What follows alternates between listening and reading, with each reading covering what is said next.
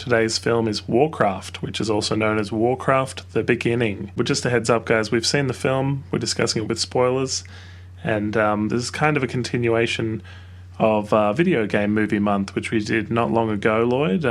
We covered a whole bunch of video games that have been turned into movies, didn't we? Oh, that was one of the best months we've ever done on Pod Me If You Can, I think. We discussed how much video games impacted us when we were young, and we couldn't wait to see their transition into movies. It hasn't been a great run of video game movies as we discussed in that month. I think my favorite is still Street Fighter Animated and Mortal Kombat. And Dave, you obviously love the Street Fighter movie, well, for its cheesiness and its cheese. I love it. Yeah, I have watched it since that month. Yeah. But here we are. You've analysed the trailer ahead of time of Warcraft, so let's start with, I suppose, our knowledge of the world of Warcraft or Warcraft in general. You know, for me, I've never played World of Warcraft. I haven't played Warcraft the games. I've come at this very much like a movie. My knowledge, I suppose, is I knew there were humans and orcs. I knew it was based on the video game, and I had heard of Azeroth as a place. I don't know what pop culture told me that. I think it might have been The Big Bang Theory or something, but I did know what Azeroth was. To come to think of it, I do think it was The Big Bang Theory. I think Sheldon gets robbed in World of Warcraft in one episode and has all his belongings stolen, and they mention Azeroth a couple of times.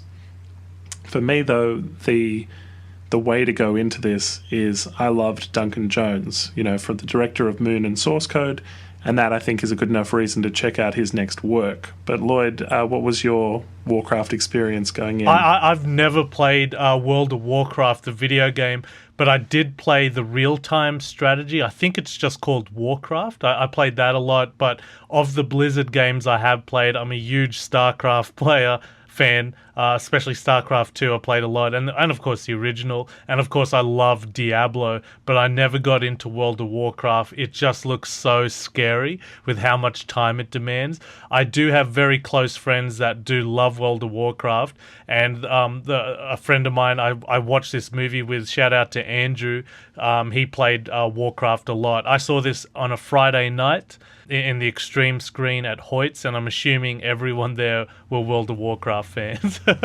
I do feel like it's been made for the fans. I had seen Age of Empires played. I've played that. So is that similar sort of gameplay? The original Warcraft was like that, yeah, real-time strategy, like Command and Conquer, like Age of Empires, or like a StarCraft. But then they went, you know, all in with this World of Warcraft, one of the biggest phenomenons in video games. Like, I think it had upwards of 12 million players at one point, and now it's really gone downhill. I think it's still incredible. I think 5 million players now still play it, and you got to pay a subscription, a certain amount of dollars a month, and you can play, and everyone you meet in that world is another player as well, which I find really interesting. And this movie, I think Blizzard's banking a lot in to be successful, to attract more players into it, and to, you know, try to bring up its user base again. Well, the fact that they put the beginning in the title really bothered me going in. Implying that it's going to be the first of many is really presumptuous. For me, maybe I have Lord of the Rings fatigue. You know, I haven't seen The Hobbit. I haven't seen that series, but sort of to go into another fantasy series, I wasn't sure what I was going to get. You didn't see The Hobbit? I haven't seen The Hobbit, no. Yeah, I haven't seen it either.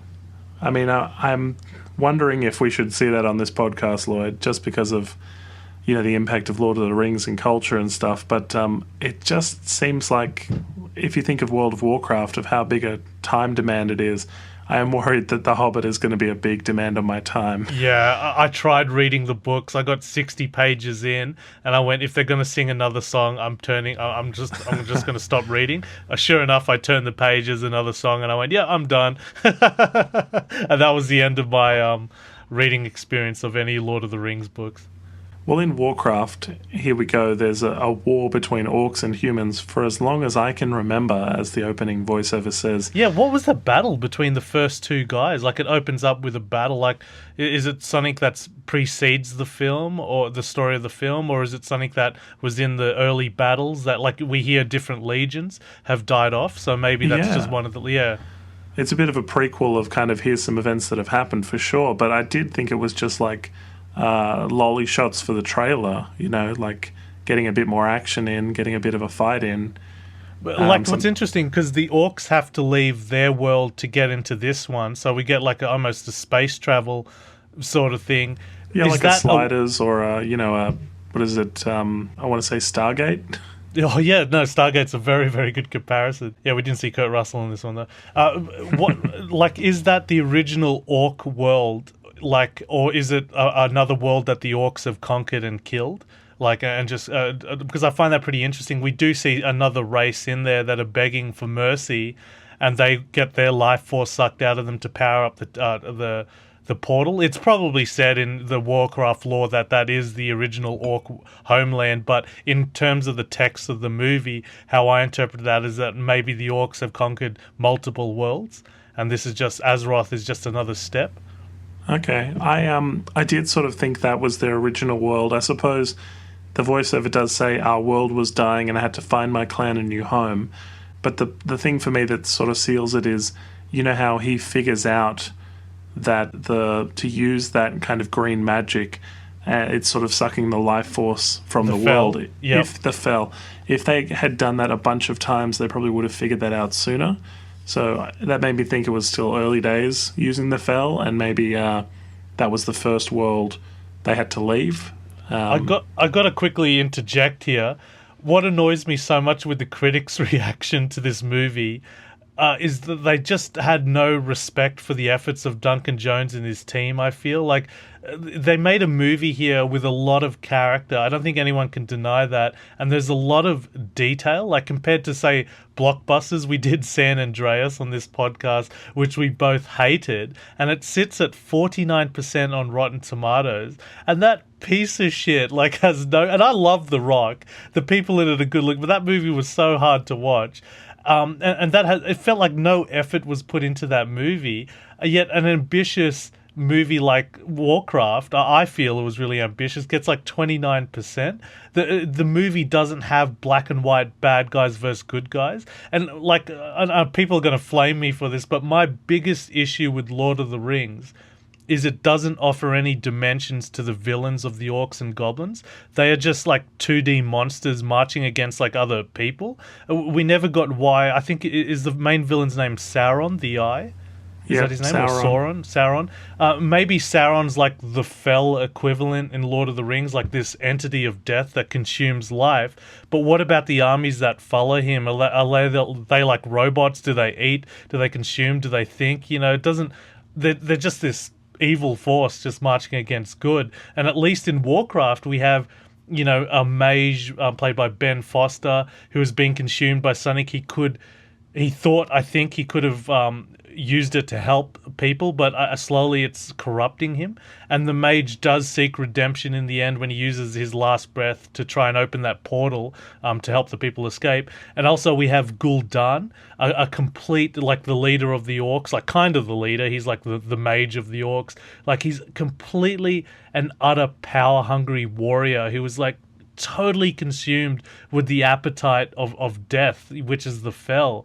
And then we have Duratan, if I'm pronouncing his name correctly, with his baby. He understands that there's just so many more politics involved with the orcs. They're just not 2D cutouts, which is what I really liked about this movie. I can appreciate that. I referred to Gul'dan in my notes as the wizard orc. Yeah, same. I think it's pronounced Gul'dan. Oh, jeez. The fans of Warcraft are going to have a field day on the comments section. Was he being consumed by Fel himself? Is that what made him so evil?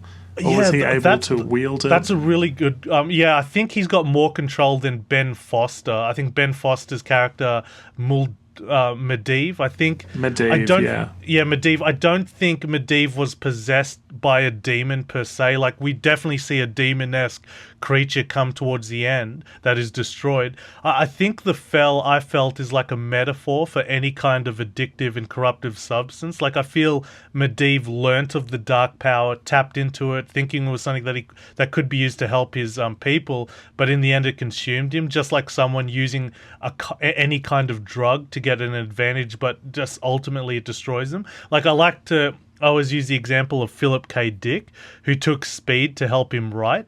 Like he wrote Android's Dream of Electric Sheep. He's one of the great science fiction writers of all time, and that ultimately was his downfall. It physically destroyed him, and the Fel is definitely portrayed in that sense. Like the high price for the power of the Fel is madness, hunger, and maybe deformity as well. It is a drug that consumes everything, like all of life. And I think Ben Foster, by the way, I love Ben Foster in Pandorum. Check out my review I did on YouTube on that film. He was fantastic in that. I think he does a great job here. Like I feel like his torment in every scene. Like he feels like he looks like a junkie trying to hide something more to him, like you know what I mean? Like there's scenes of him like really struggling and really in inner torment. So I think I think he's a really underrated performance there. And what you're saying about the orc wizard, it's like I don't think he fully understands the Fel, but he has learnt how to master it. Because there is a moment when the force field opens. I don't think he knows that there's a second guy opening the force field as well. Maybe that's in the movie and I didn't see it, but I don't think he understands the Fel completely. But he is wielding it, and at the same time, it is controlling him in a sense. He's just the most powerful orc. I mean, no one else has mastered it, so he is taking control and real I don't think he'll dictatorship allow way. anyone. Yeah, I don't think he'll allow anyone to master it. For me, Ben Foster, unfortunately, he's linked to this one performance where I saw him.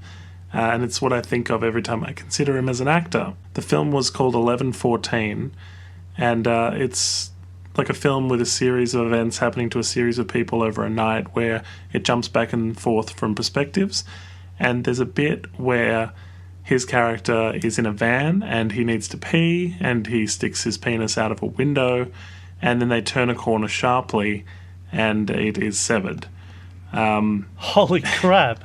Yeah, and another character sort of finds it and puts it on ice, in the road sort of thing, and it's they go back for it and that sort of stuff, and he's a really helpless, and he does a good job performing in this scene and everything, but he's like forever in my mind because I've seen this one performance. That's my go-to now for Ben Foster. And so I found it really difficult to believe him as a wise old wizard, having seen that whizzing in the other movie.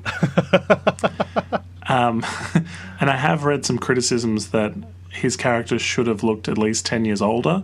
Like he's quite a young wizard to be considered the Guardian. And speaking of which, I did think they kept hitting us over the head with the mage is going to become the Guardian.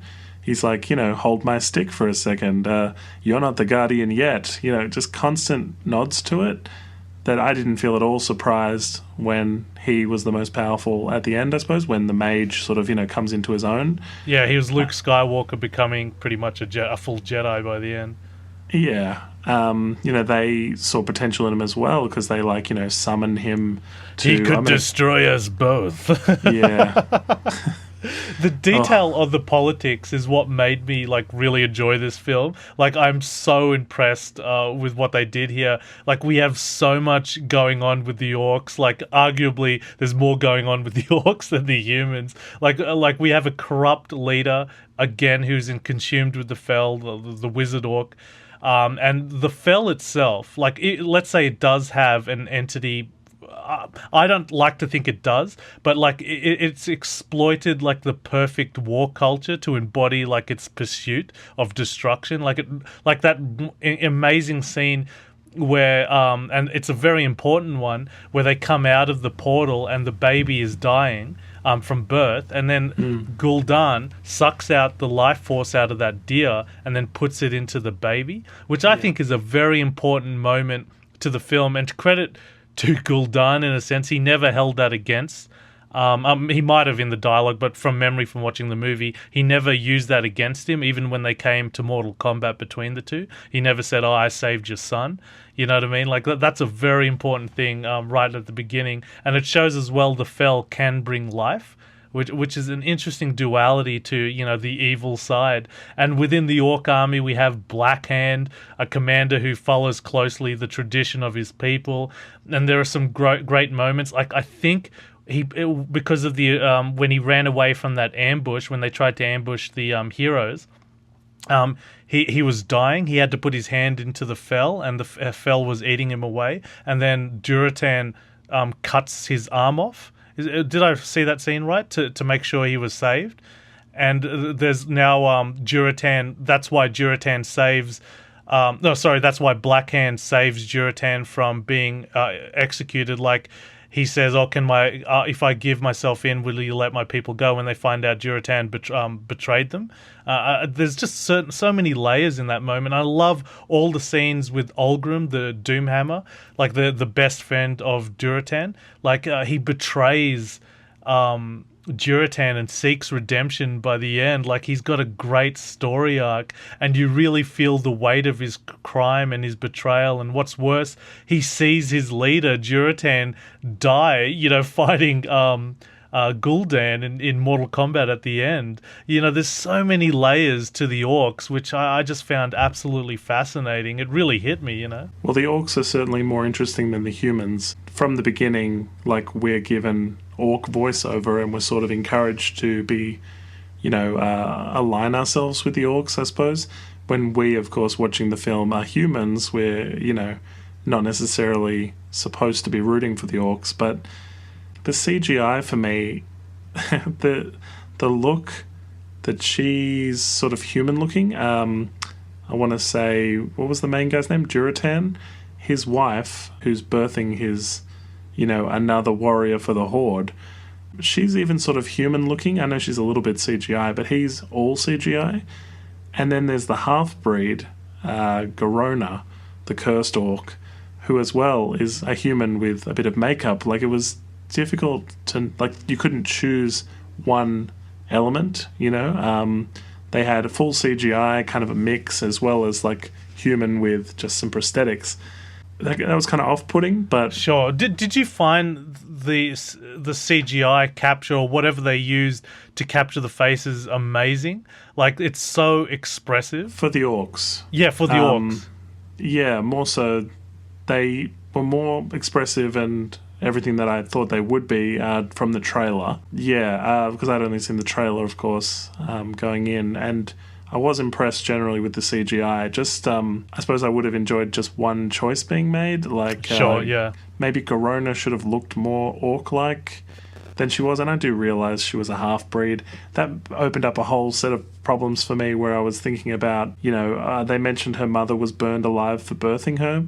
Yeah, and the tusks were really important, like a very important symbol to the orc race. But that's the biggest issue I had. Like, I love Paula Patton. I think she's absolutely beautiful.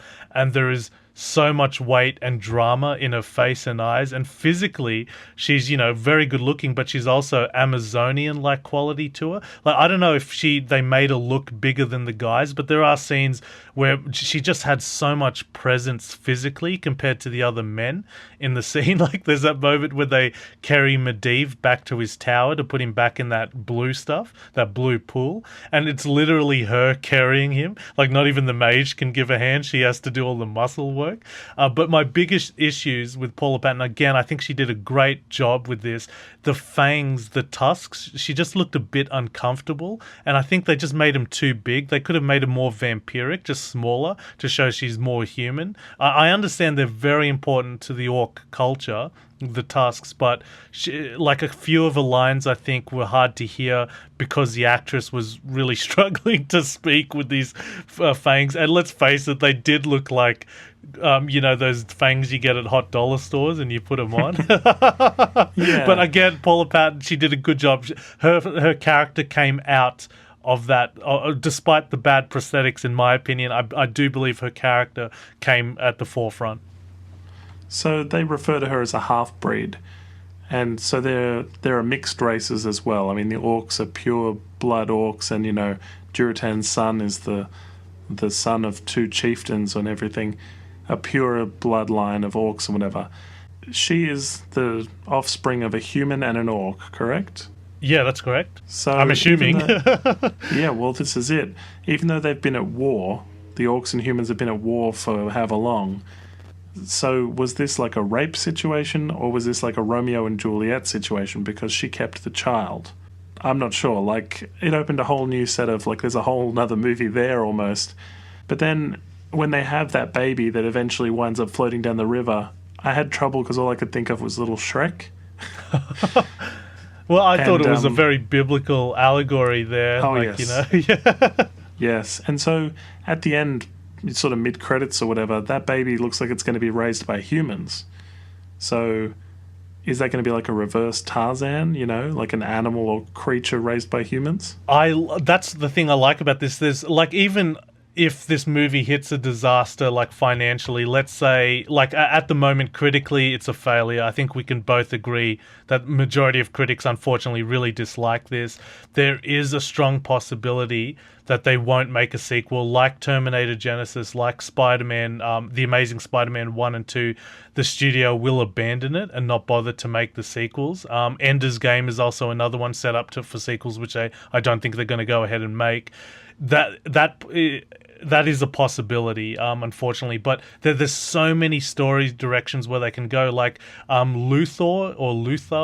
What's his name? Lothar, the guy from Vikings, the Australian actor. I don't know if it's a case at the end where he does believe Garona did in fact kill his king. I'm sure most of the people do believe that Garona turned and killed the king. Now, will that lead to a massive aggressive attitude towards the orcs? Will they try to kill all of them? Will the second one be all about revenge? And will the queen, all the female characters in this are really, really strong, but is the queen going to be now more aggressive to Garona and the people of the orcs? She seems so understanding, like she's the first one who opens up to offer like a blanket and a drink to Garona. She's really understanding and she loves the people. Will that all turn in the second one? And we didn't even see the politics of the dwarves and the orcs. That's one of my issues with the film as well. Like, they could have ventured a bit more into those people. Like, I didn't fully understand the world of Azeroth. But there's so many different directions where World of Warcraft can go, and there's every possibility that won't happen because this movie might be a complete failure critically. Although, it's kind of making its money back. It's at over 350 million now. Yeah, I sort of assume this will eventually get a sequel, but it might be like a straight-to-DVD sequel. Oh, really? Wow.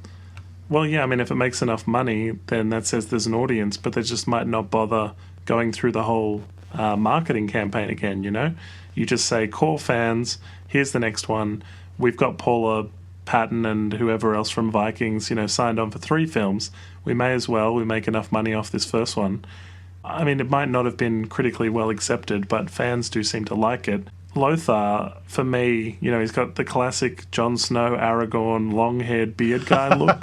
And I thought at least they didn't get gratuitous and have a shirtless scene or a mixed race scene where he hooks up with, what's her name, Garona. What happened there when Medivh says, "This is my gift to you, Garona," and he gives her the blue rose, and then we jump cut, it's after Lothar's son has died in that battle, and he's crying saying, my wife died at childbirth and I always blamed him for it, and now he's gone, I feel really sad, and then they embrace each other. Was the gift from Medivh just transportation to Lothar, or was it a case I don't know, did they make love that night? Or I don't know exactly what happened in that sequence.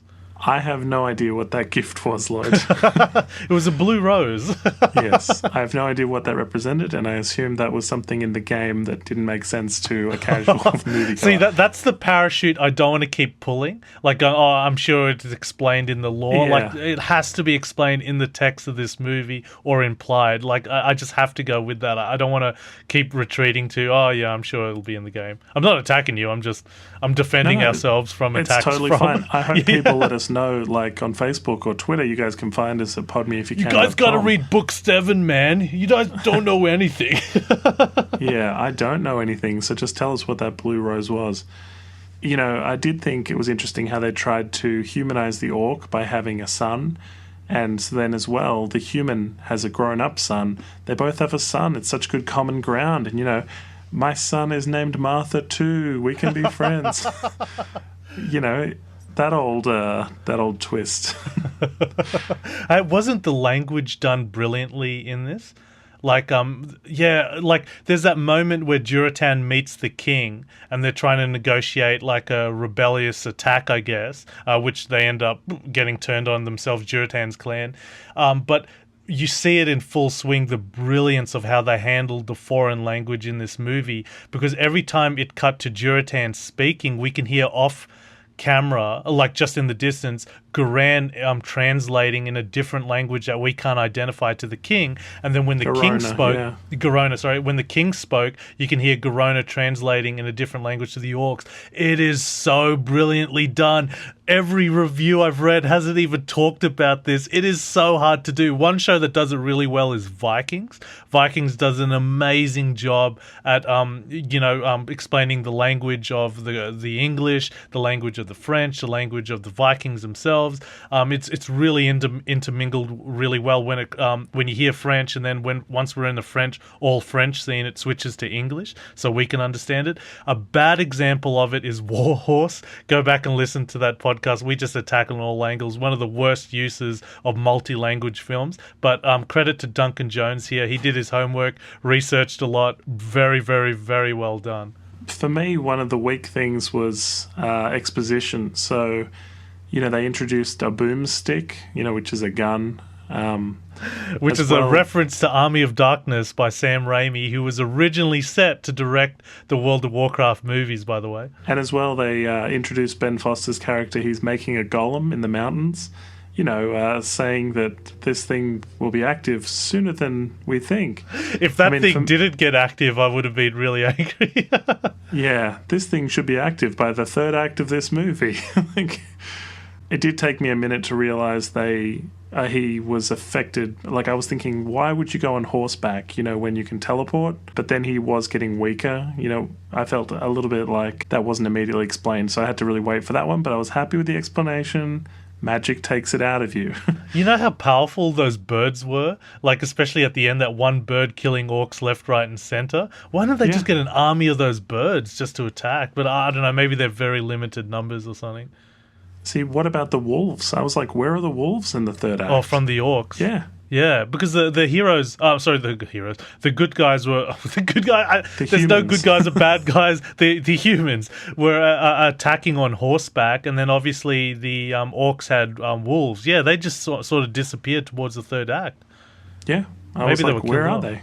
I was expecting going in to have a Dune-like movie. Like, basically, David Lynch, one of the best directors of all time, made a studio action movie in 1982 called Dune, and it's frustrating. Like, it's a bad movie, but there's sheer brilliance in it, and it's also frustratingly very difficult to watch. I actually find Dune very irresistible, funny enough. So I was expecting... Duncan, just because the critics were so harsh on this, I was expecting Duncan Jones to have moments of brilliance in this film, but overall it's very frustrating. I didn't know this, by the way. Duncan Jones is the son of David Bowie. Did you know that? I did, yeah. Yeah, I didn't know that at all. I actually think he's pretty overrated. Like, I like Moon and I like Source Code, but people saying he's like this great director, I don't think he's that good. He's very good. He's just not a great, like, Ridley Scott or anything like that. But yeah, so I was kind of expecting like a Dune sort of movie here, but I was pleasantly surprised. I've really enjoyed Moon, Source Code slightly less, and this less again. So now I am worried about the way his career is going in my eyes, which is just kind of, it's a tangent. So, but I'm hopeful. I'm hopeful he can recapture something maybe with an original story. I feel like he probably wouldn't do a sequel. Although he's probably exhausted. He had a really bad time. Budget. Yeah, well, he had a really bad time making this. I heard his wife got cancer, and then, of course, his father died during the making of this movie. So it's just must have been just absolutely awful to helm a very important project for a gaming company, Blizzard, and, of course, obviously to the studio who's putting so much money into this, and then to have those disasters happen to him must be really, really terrible. I sort of sympathize with him.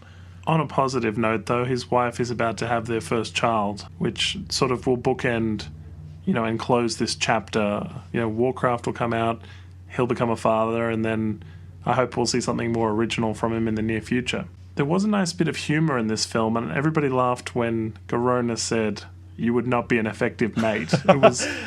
What was that? The biggest laughs in your cinema? Yeah, that was the biggest one. Well, I think it was the humor was actually greatly lacking in this movie. I saw this on a Friday night, a packed movie house, and I'm assuming a lot of them were World of Warcraft players, and the entire crowd were looking for any opportunity to laugh. Like, there were even moments that weren't that funny, and some people were bursting out laughing. I think the biggest laugh for me was in my crowd, was when the guy got turned into a sheep.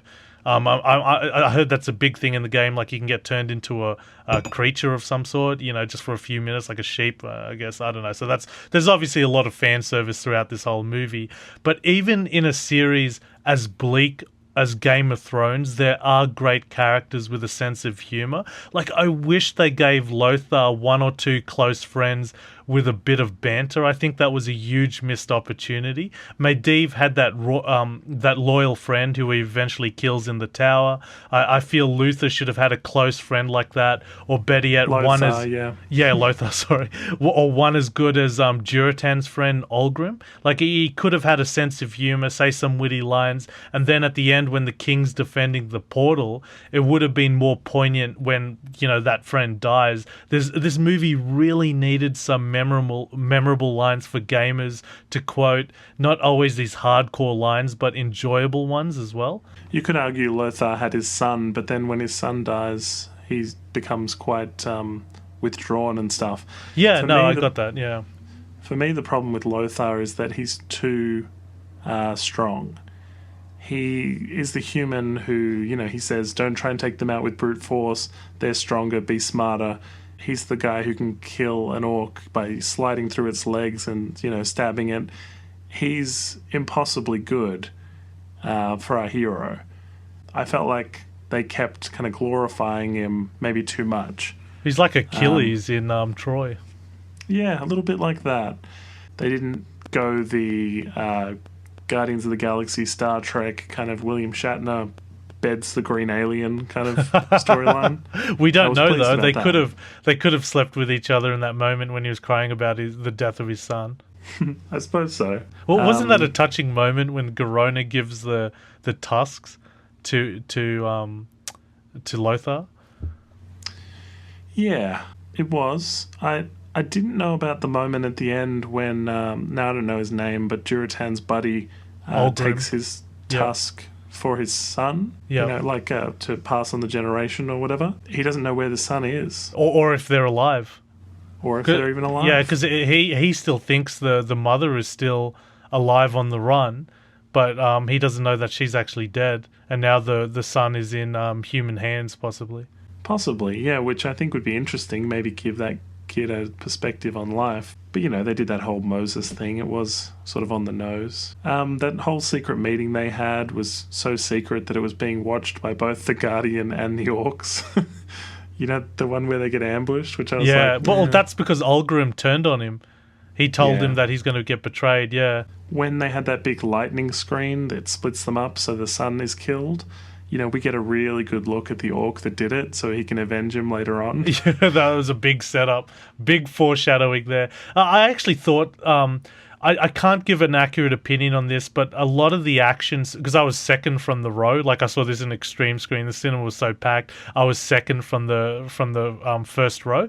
And I was so close to the screen, a lot of the action just seemed so blurry to me, so I can't give an accurate critique on it. But that moment where his son dies, I didn't feel anything at all. Like, I really wanted to feel sorry. Yeah, but they didn't spend enough time on screen together. Yeah, which makes me think there's maybe a director's cut with more time, but that should have been a big moment of loss, and it just wasn't. I was like, who's this good-looking young kid? Oh, he's the son. Oh, he's dead now. I didn't care.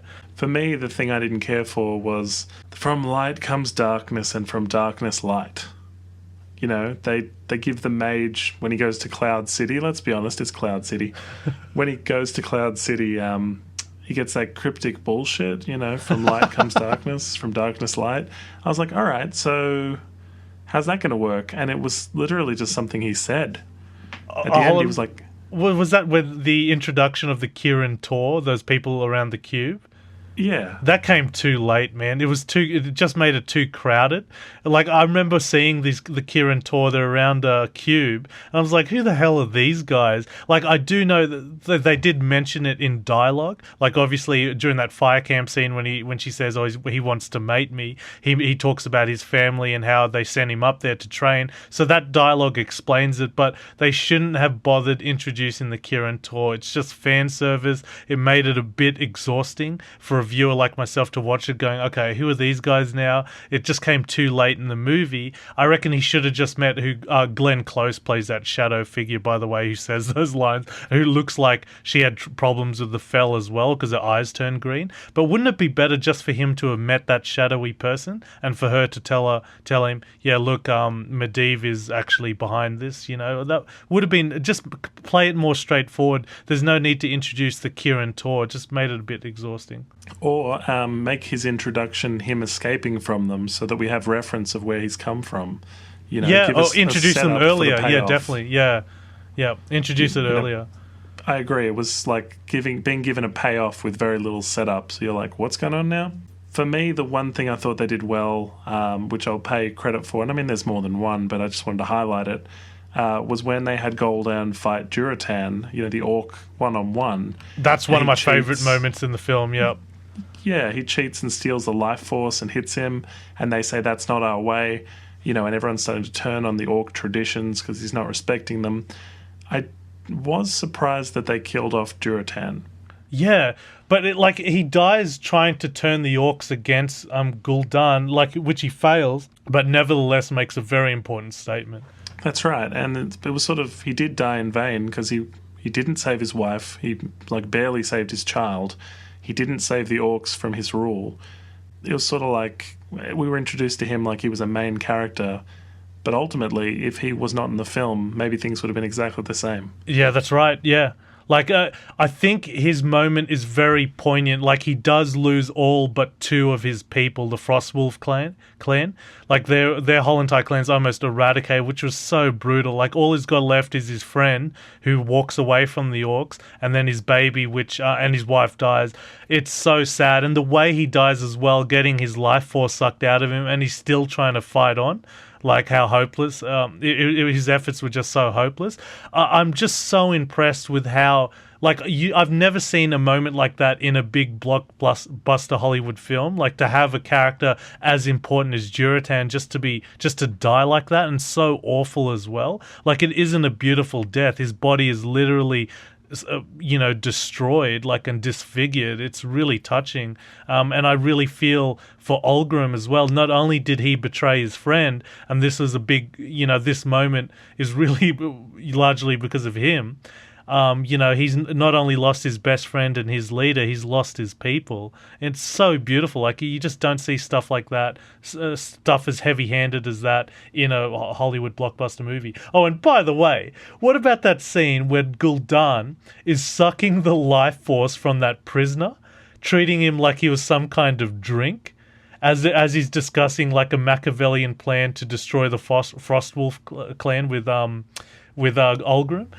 It is such an evil moment. I cannot believe how they got past the censors.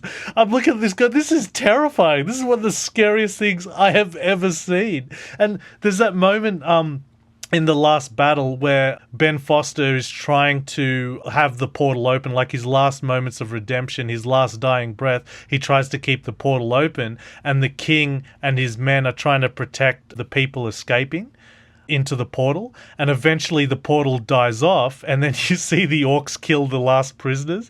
Those poor people who've been prisoners, they didn't make it quite in time for the portal, and they just get eradicated, and all the king's men get killed. It's just wow, this movie's so bloodthirsty. And the king has a whole speech to Garona in that moment where he says, you can kill me and then you have honor, and he goes on and on. They're in the middle of a battlefield and I just kept thinking, you don't have time to chat about this. I felt that scene was too drawn out, and ultimately I didn't care if the king lived or died. And then the process of then naming Lothar the king because he's the toughest, I guess, he's chosen by popularity because it's not any succession. The king has a son. He's not like, I'll take over until the son is old enough because I'm his uncle. Like, why is he the king? Yeah, that's one of my biggest complaints, is that they didn't show enough of the politics of Azeroth. I'm not saying about the orcs. I think they did a fantastic job with the orcs, but I wish I saw a bit more of the elves and the dwarfs and the other human kingdoms, just to know how their hierarchy worked. Why didn't the elves support the king in the battle? Why didn't the dwarves support the king? We did get a bit of the round table scene, with people arguing, and maybe, Dave, this is because of my age, but I love the political scenes to know why, what you know, as Renoir said, everyone has their reasons, and I want to know what these people's reasons were. Why does Luthor all of a sudden become king? You know, and I just didn't get enough of that. You know, I knew full well why Garona became king, and that was a great moment where Gul'dan had to accept her as king, because Gul'dan now, you know, he has to abide by the laws of his people, despite she being... became a full orc. Exactly. So we all fully understood that, but yeah, at the end, I'm just like, okay, I guess the ridiculously powerful Achilles becomes king as well, you know? Yeah, just because I guess he will lead them into battle. But I mean, Aragorn, for example, became king because he was supposed to be king and he had shunned it. It didn't matter that he was the toughest warrior in battle, which he also happened to be. This one, it wasn't like Lothar was supposed to be king and his sister was older or something, and then she married someone who became king. It wasn't complicated. It was just like, he's the king now because. No explanation needed. The orc that killed Lothar's son, he becomes super strong. You know, they set it up for the final fight. He used the fel and made him even stronger. And then for him to kill him so quickly, like slide through the legs, stab him with the sword, he was too strong. Lothar was too good. I felt like the orcs should have been more powerful. You know, at least when they ambush them and they first meet the orcs, they should have been really beating the humans. There wasn't really like a orcs pulverizing humans. It was humans while holding their own, you know? Yeah, no, that's a good point. I actually found that during that ambush, the orcs were shown to be extremely powerful, but the moment Luthor started swinging his sword, he was dicing them up pretty easily. Toughest. I heavily agree with you, that last scene with Blackhand, and I do think Blackhand had lots of dimensions to him. I think he was a good character, and unfortunately for him, the Gul'dan just shoots him with all his power, and he just becomes crazed with, you know, there's no moment of pause for him. And then, he has that showdown with Lothar, and Lothar doesn't have any powers as far as I know, other than being an extremely good swordsman. Yeah, the choreography, I agree, the choreography there was a bit too much. Oh, well. Any final thoughts on Warcraft? I just want to say, I was thinking of my top 5 video game movies now that I've seen Warcraft. I need more time to think about this, but I do think it's a great step in the right direction. We had a really, really solid director approaching the material with a lot of respect.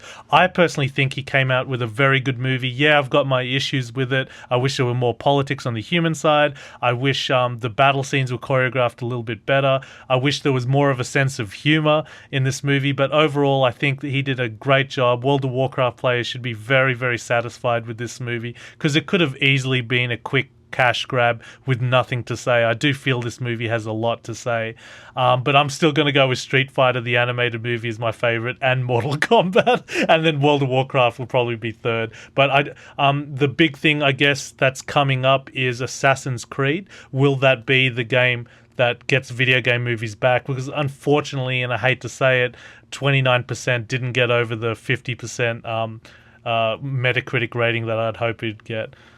No, video game movies have had a tough run. Look, I thought this was a bit convoluted.